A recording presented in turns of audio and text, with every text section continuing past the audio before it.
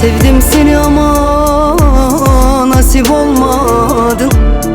Ayrılık bizi hiç rahat koymadı. Artık yapacağım bir şey kalmadı. Benim nasibim sende değilmiş. Artık yapacağım bir şey kalmadı.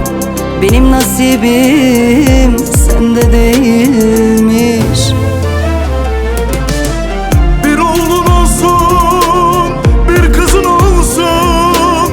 Evlendiğin adam çok mutsuzsun. Sana verdiği sözlerde dursun. Benim nasibim sende değilmiş. Sana verdiği sözlerde dursun. Benim nasibim sende değilmiş. Bir kızın olsun, bir oğlun olsun. Evlendiğin yarın çok mutlu olsun. Sana verdiği sözlerde dursun. Benim nasibim sende değilmiş. Sana verdiği sözlerde dursun. Benim nasibim sende değilmiş.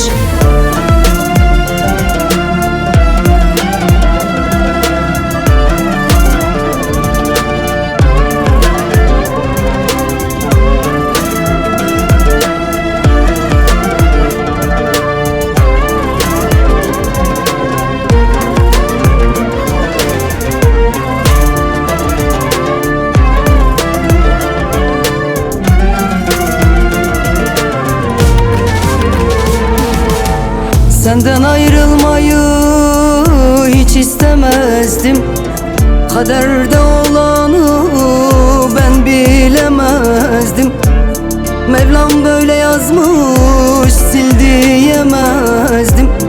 Benim nasibim sende değilmiş.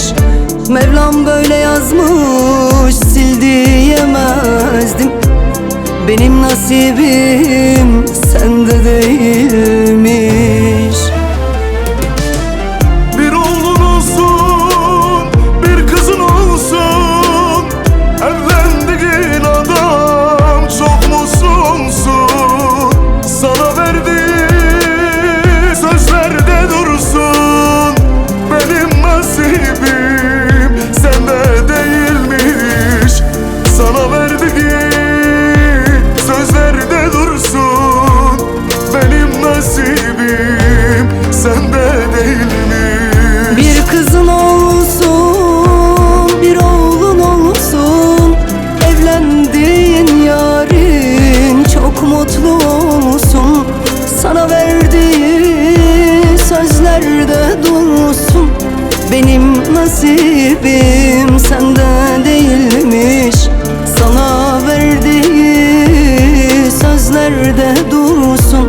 Benim nasibim sende değilmiş.